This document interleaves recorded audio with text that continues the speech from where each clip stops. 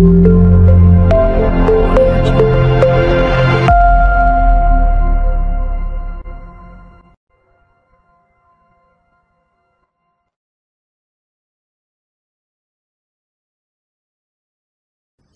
hamdalillah nahmaduhu wa nasta'inuhu wa nastaghfiruhu wa natubu ilayh wa na'udzu billahi min shururi anfusina wa sayyiati a'malina may yahdihillahu fala mudilla lahu wa may yudlil fala hadiya lahu asyhadu an la ilaha illallah wahdahu la syarika lahu wa asyhadu anna muhammadan abduhu wa rasuluhu la nabiyya ba'dah.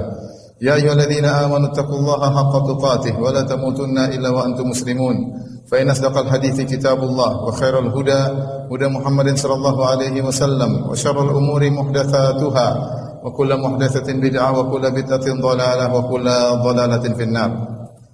Ma'asyiral muslimin, usikum wa nafsi bitaqwallah faqad fazal muttaqun.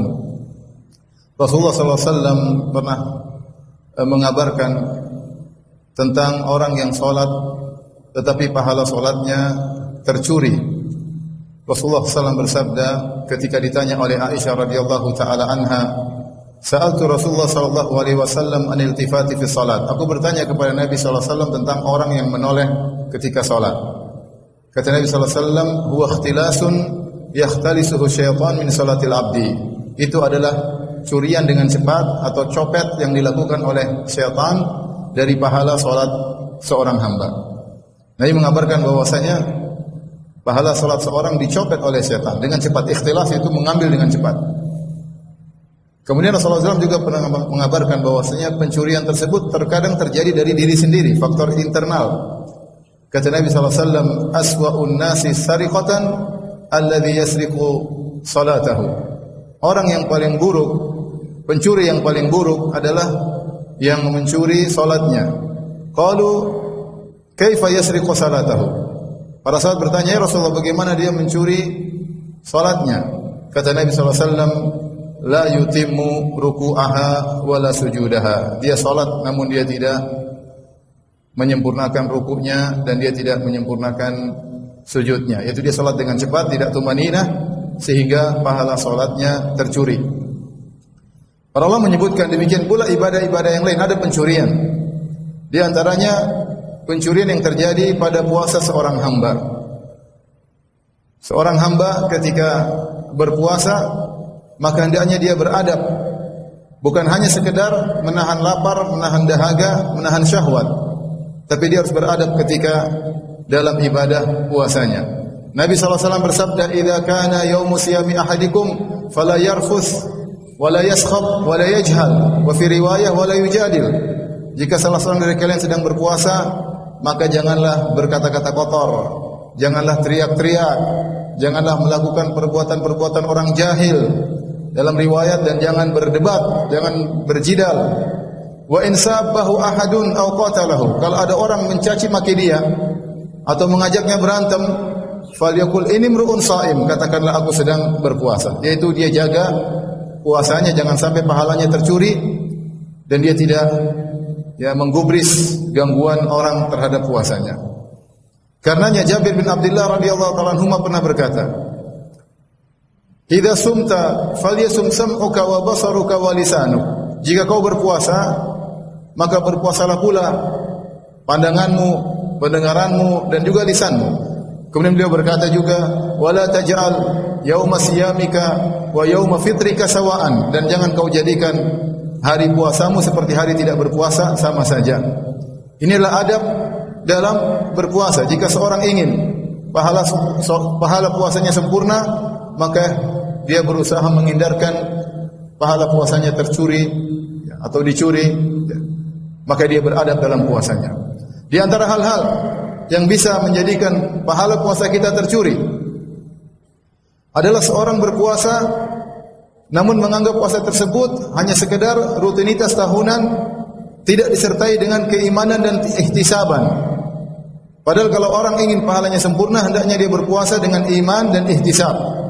Nabi SAW bersabda, "Man shoma ramadhana imanan wa ihtisaban, ghufira lahu ma taqaddama min dzambihi."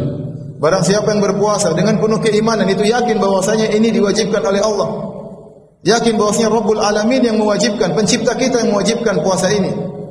Yakin bahwasanya Allah Subhanahu wa taala memberikan pahala bagi orang yang berpuasa dengan benar. Wahtisaban, dan berharap pahala. Ghufira lahu ma taqaddama min dzambi, maka akan diampuni dosa-dosa yang telah lalu. Apa makna ihtisab? Abu Sulaiman Al-Khattabi, salah seorang ulama besar di mazhab Syafi'i rahimahullah, berkata, makna ihtisab adalah ar-raghbah fi thawab tayyibatan nafs ghairu mustathqilin li siyamihi wala mustatilin li ayyamihi. Namanya ihtisab yaitu berharap dapat pahala, jiwa dengan tenang semangat berpuasa, kemudian tidak merasa berat dengan puasa tersebut, semangat dan tidak merasa bahwasanya kok tidak selesai-selesai puasa, terlalu panjang, terlalu lama, enggak, dia puasa dengan semangat. Orang seperti ini yang berpuasa dengan semangat, yakin bahwasanya segala keletihannya ada pahalanya, maka dia berpuasa dengan imanan wa ihtisaban, dan Allah menjanjikan akan diampuni dosa-dosanya yang telah lalu. Maka jangan sampai pahala puasa kita tercuri tatkala kita hanya berpuasa seperti rutinitas harian, merasa berat, merasa sulit, ya, jengkel dengan puasa, hanya sekedar rutinitas tahunan, maka pahalanya berbeda dengan orang berpuasa dengan ihtisab.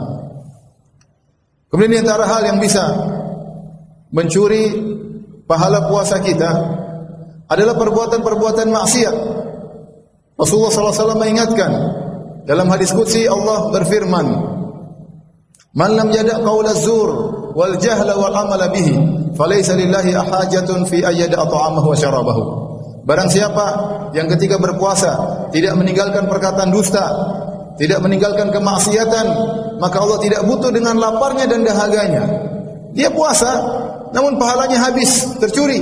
Dia dusta, lakukan kemaksiatan, dia tidak jaga pandangannya, dia tidak jaga pendengarannya. Dia melihat apa yang dia ingin lihat, dia dengar apa yang ingin dia dengar. Seakan-akan hari puasanya seperti hari-hari biasa. Orang seperti ini, falaysa lillahi hajatun fi ayyada at'ama wa syarabahu. Allah tidak butuh dengan laparnya dan dahaganya. Makanya Rasulullah SAW bersabda, "Rubba sha'imin laisa lahu min siyamihi ila al-ju' wal 'atash, wa rubba qa'imin laisa lahu min qiyamihi ila sahar." Betapa banyak orang berpuasa, dia tidak mendapatkan dari puasanya kecuali lapar dan dahaga. Dan betapa banyak orang yang salat malam, dia tidak mendapatkan pahala salat malamnya kecuali hanyalah begadang saja. Maka seorang bertakwa kepada Allah Subhanahu wa taala. Jangan sampai dia berpuasa dia tidak jaga penglihatannya, tidak jaga pendengarannya, tidak jaga lisannya. Bahkan diriwayatkan dari sebagian salaf, diriwayatkan dari Aisyah radhiyallahu taala anha, diriwayatkan dari Abu Ubaidah bin Al-Jarrah radhiyallahu taala anhu, siapa yang berpuasa kemudian dia berghibah, puasanya batal. Puasanya batal. Bukan cuma pahalanya, puasanya batal dan dia harus mengqadha. Namun yang pendapat dipilih oleh mayoritas ulama, siapa yang berbuat ghibah ketika dia berpuasa, puasanya tetap sah, tapi pahalanya tidak ada. Pahalanya telah tercuri habis oleh perbuatan maksiat yang dia lakukan. Sebagaimana seorang yang kemudian dia berpuasa dan dia berdusta. Dia berdosa, menyebarkan berita hoax, dia bikin berita hoax. Dia sebarkan beritanya, dia dusta, maka puasanya sah, namun pahalanya tidak ada sama sekali. Aqulu qawli hadza astaghfirullah li wa lakum wa lisal muslimin min kulli dhanbin wa khati'ah fastaghfiru innahu huwal ghafurur rahim.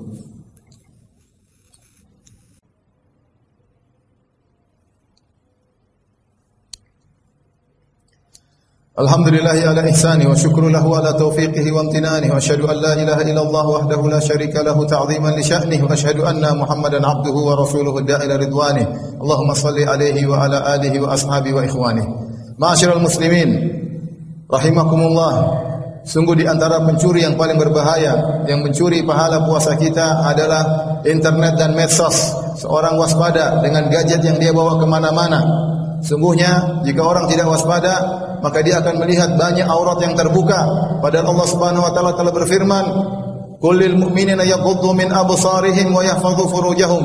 Katakanlah kepada lelaki beriman, yang beriman, Allah serukan kepada orang yang beriman. Yaghuddu min absarihim, hendaknya mereka menundukkan pandangan mereka.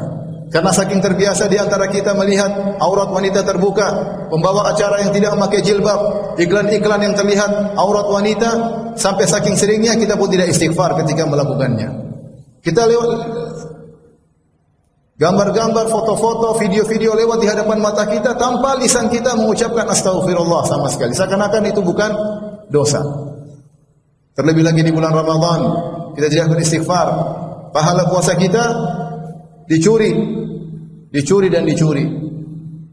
Belum lagi kita mendengar berita-berita ghibah, namimah, pertengkaran di medsos, menuduh satu dengan yang lainnya, mencaci maki satu dengan yang lainnya, dan kita asyik mendengarkannya. Kita menikmati tontonan tersebut. Itu adalah ghibah dan namimah.